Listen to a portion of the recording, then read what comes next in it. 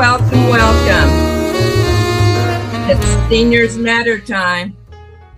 I'm your host, Brenda Charles Edwards, and I'm so happy to be with you today. We're here every Friday at 12:30 p.m. on www.rainieravenueradio.world, your South Seattle community radio station.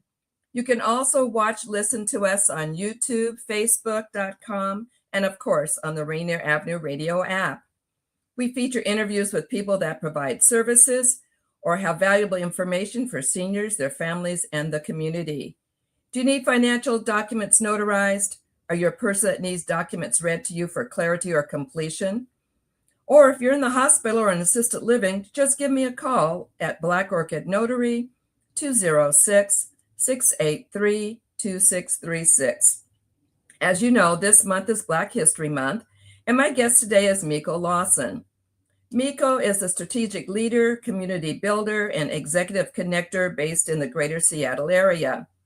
She serves as president of the Seattle section of the National Council of Negro Women and is the founder and CEO of the Professional Women of Color Network, one of the nation's largest member-based professional networks dedicated to advancing women of color in career and business. She's also a friend of mine. Hi, Meko. Welcome to the show. Hi, Brenda. Thank you. Happy to be here. Well, so much has been going on this month. It's not just Black History Month. It's women's history. It's everything going on. And we won't mention that other place either. Meko, for those who may not be familiar, what is NCNW and why does it matter? Yeah. Let's see, my camera's being funny. NCNW, as you said, is the National Council of Negro Women. It is an organization that is a national organization that was started in Washington, D.C. by Mary McLeod Bethune. She started it in 1935, and the whole point was to unite Black women around education, economic justice, healthcare access, and social justice advocacy, a few things we're still navigating even today. Yes. And the Seattle section was chartered in 1967. So Seattle has been a part of this organization for quite some time. And the whole focus is, transforming our concerns in our community and our issues that we're dealing with as Black women and our and then within our families, and we're transforming those concerns into coordinated action, and that's really what NCNW is all about. So NCNW is especially meaningful during Black History Month, and I know as a member that it's meaningful every single day, but can you explain to an audience that may not know anything about NCNW why that's especially meaningful during Black History Month? Yeah, well, NCNW is Black history. I shared who our founder is, some of our previous presidents, not just Mary McLeod Bethune, but Dr. Dorothy Height. These are women who have worked around policy and advocacy for us because as Black people here in these United States, we've needed that. We've needed to fight for acknowledgement of who we are as women, as Black women, as Black people in the Black community, what we stand for. And today, under our current president and CEO, Siobhan Arline Bradley, that's an advocacy baton that she's picked up and continues to occur here at the national level.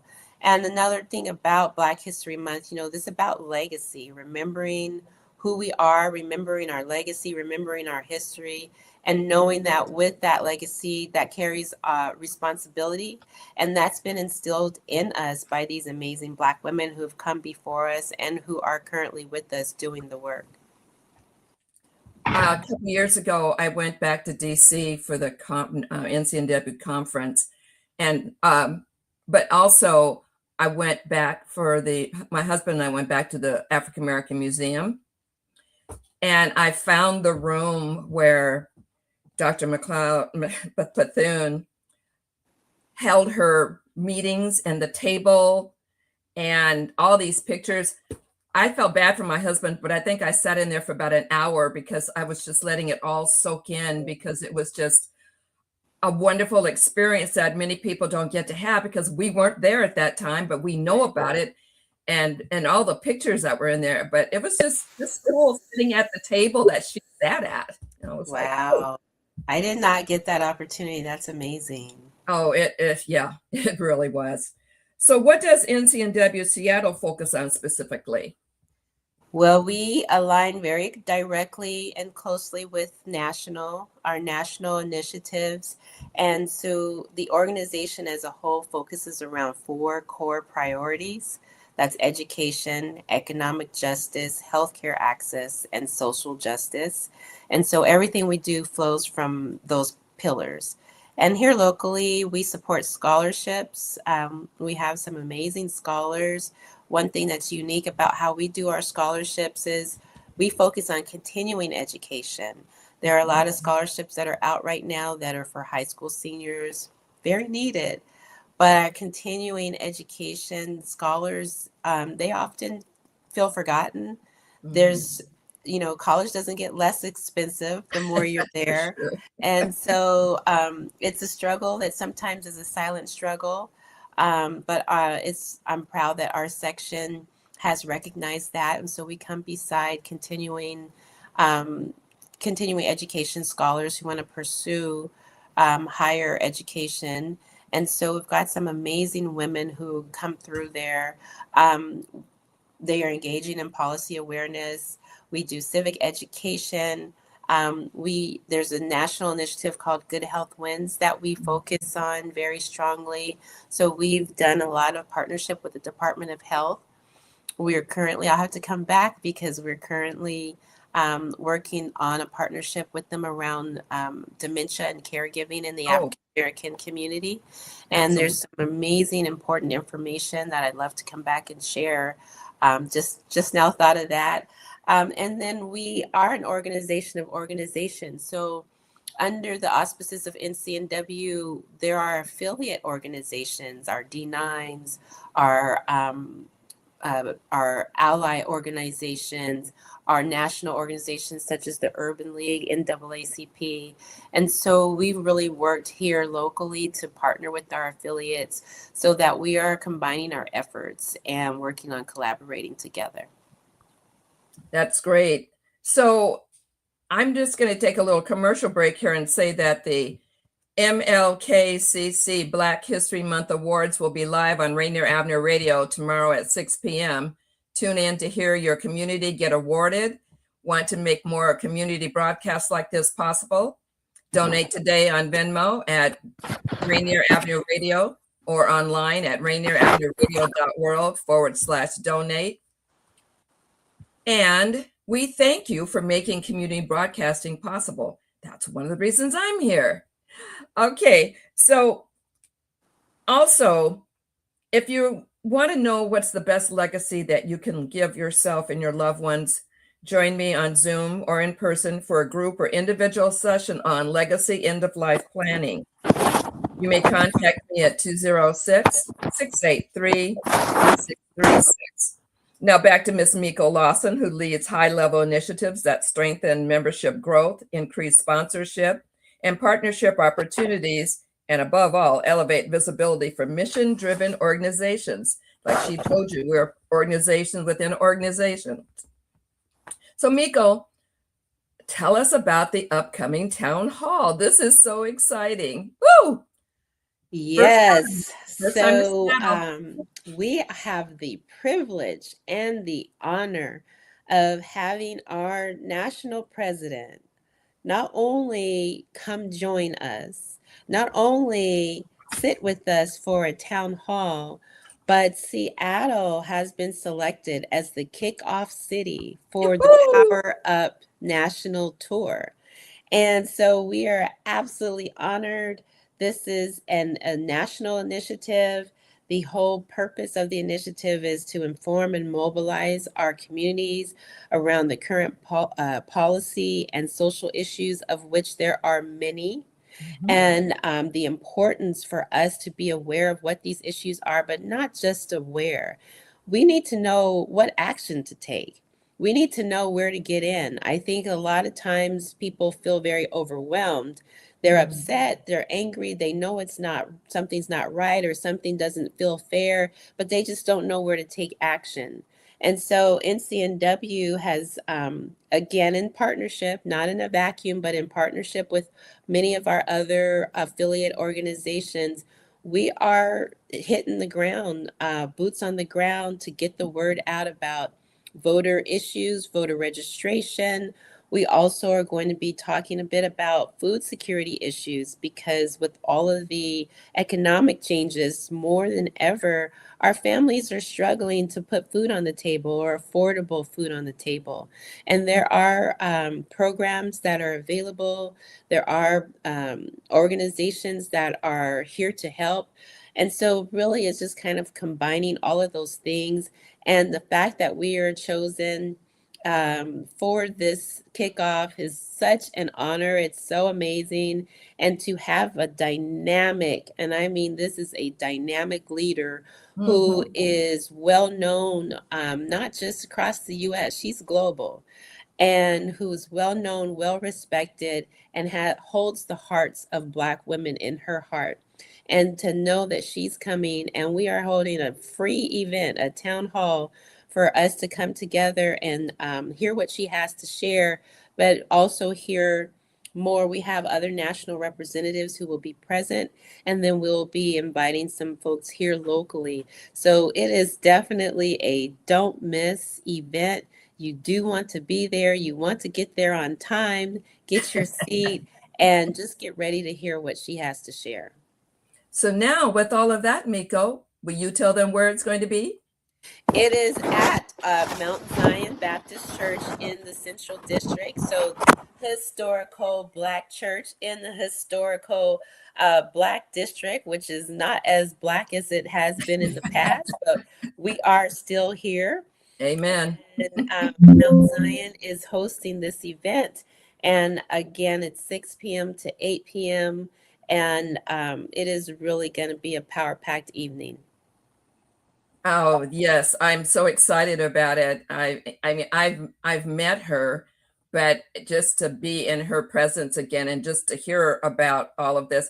And so, Power Up, can you explain that just a little bit more? Yeah, so it's a strategy. It's a national strategy. It focuses on education, awareness, and engagement. It makes sure that our communities can have an awareness around how the legislative, economic, and social shifts are affecting our everyday life. We kind of see it, we know it, but you don't always know how to put the dots together and True. realize that, okay, the price of my eggs has skyrocketed. There may be some steps I can take to affect change in that area. That's just one small example. And Mhm. that may be I need to start learning how to mobilize. I need to get my community to start writing letters, start making phone calls, start having an awareness around different bills that are, coming across that impact and affect us. Learning how to call my local politicians. We don't always know that. And No, you so don't. this is an opportunity for us to be able to start sharing that information and launching it here in Seattle. That's a wonderful thing for us. It helps to reinforce that we're organized locally but connected nationally. We've always known that. I think Seattle is one of the best kept secrets of the United States, and not so secret. Go Seahawks. Hey, Um, hey, hey. yes, and it lets the nation know we are a community who is informed, we are engaged, we are prepared to participate in shaping these outcomes rather than being in position where we're simply reacting to them. Well, and I think one of the other things about Seattle and especially NCNW is that we engage across generations. We're not just stuck on one category. We reach out to all.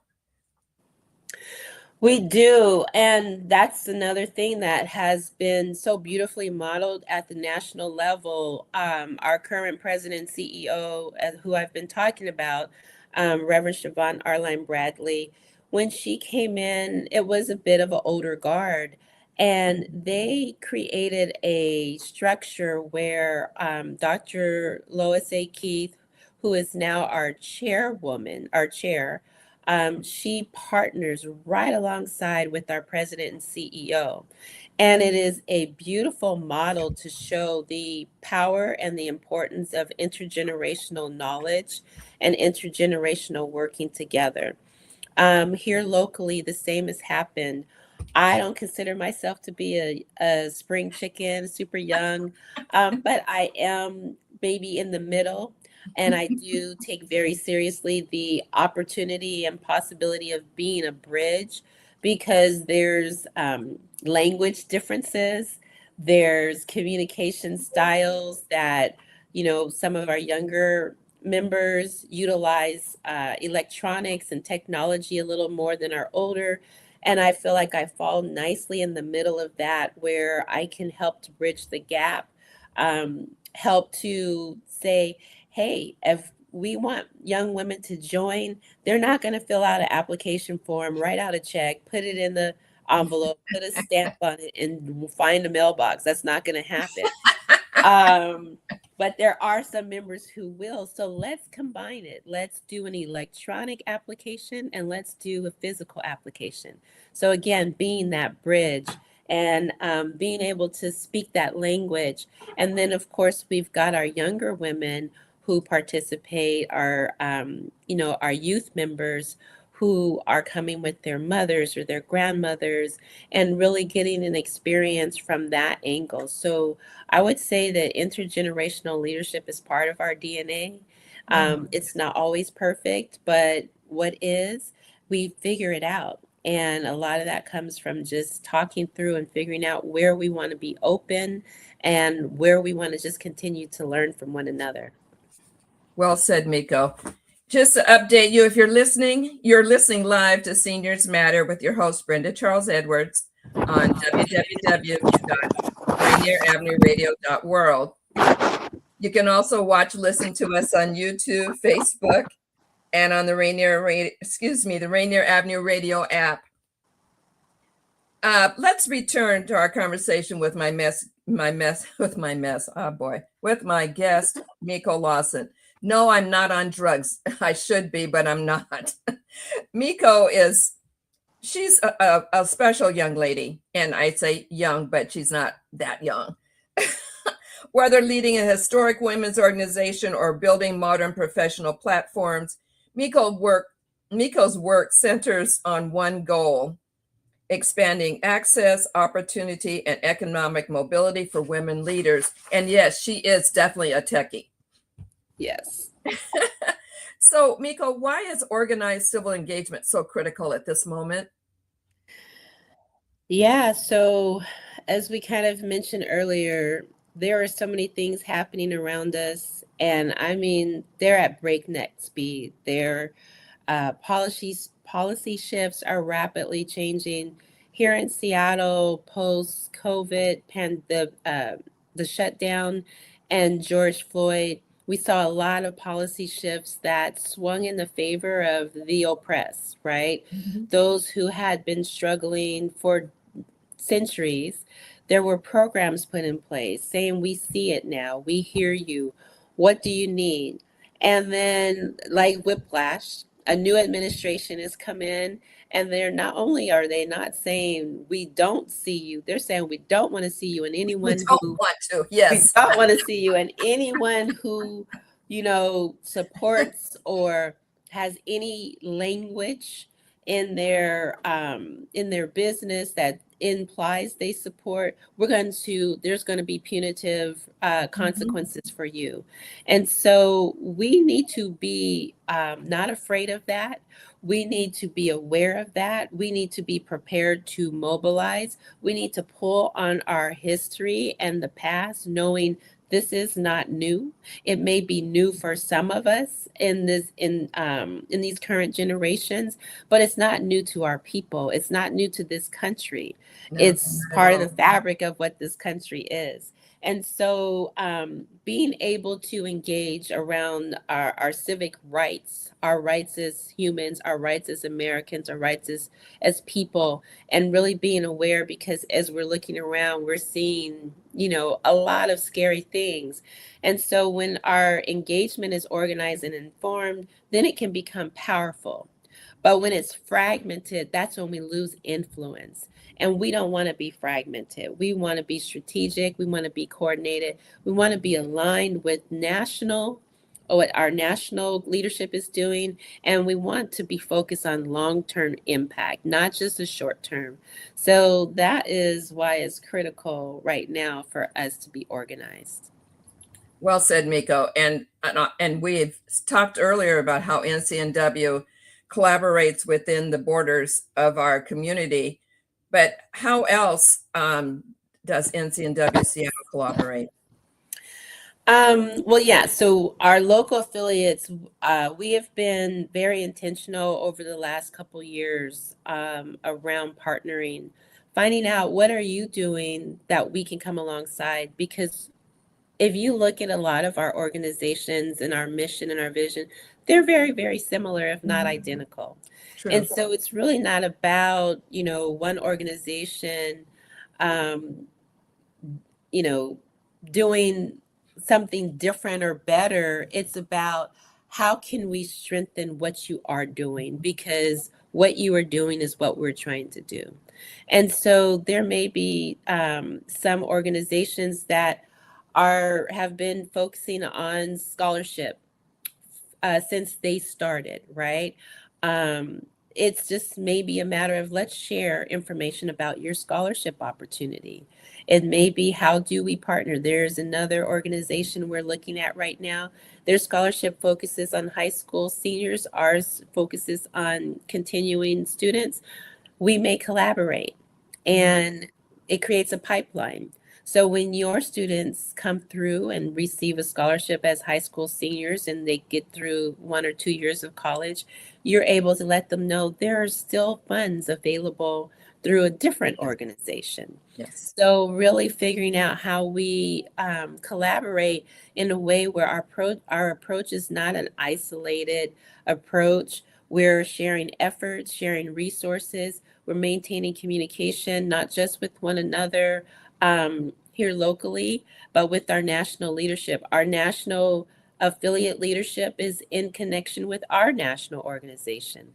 So it's really about how do we all come together as a Black community, as Black women, as Black men, which men, by the way, are welcome to be associates of our section. They're very valuable to our cause. And so it's really about how do we work together within the broader community to strengthen our efforts. Well said, Meko. Well said. Commercial time. The Call to Conscious Museum is now open for tours at the Columbia City Theater on Thursdays and Fridays from 3 to 7 p.m. and Saturdays and Sundays from 11 to 6 for the remainder of February. Book your guided tour at calltoconscious.world. Meko, we are just about out of time. We've had about 4 minutes left, and I would like you to tell our listeners how they can stay connected to this work and what they should do. Yeah, so definitely stay informed, stay connected. We are on social media. Our handle is at NCNW Seattle. We are online, ncnwseattle.org. Join the organization. We're stronger in numbers, and we always have plenty of work to do. We are in the community, and we would love to do more. We need more hands to do more. So if you have a heart for service, or if you've never done community service and you're interested in starting, now is the time. So come and volunteer, contact us. But I would strongly say join, because what happens is when we have, when we have a strong membership, when we have a strong number of people who are part of the organization, our voices are heard better. And so definitely join. Of course, come to the town hall on Tuesday evening. Please, please, please come to the town hall and find out more. Come meet us, come talk to us. We'll have a membership table there. You'll be able to meet people not just locally, but from our national organization, as well as our affiliates. They have been invited. They are coming. They will be there. So that is the easiest way to get connected and to get involved. And just to remember, for us, this is not just about a single event. This is an invitation, yes, to come, but also to remain connected, to stay in touch with us or become a member and be part of our advocacy and leadership. Well, also, we do like to have fun. We do like to have fun. Absolutely. We have done some very fun outings with one another. And I think as the weather starts getting warmer, we'll be looking at doing that again. I'm all for that. Well, Meko, thank you so much for coming on the show. You're such an inspiration. Thank you for being our president. And I just want to let the rest of the community know that I thank you for listening, and I thank you for viewing, and especially I thank my guest, Meko Lawson, and a special thank you to MC Class for the use of his music, Ragtime. Have a good weekend, be safe, and live your life like it's golden. Thanks, Meko. Thank you.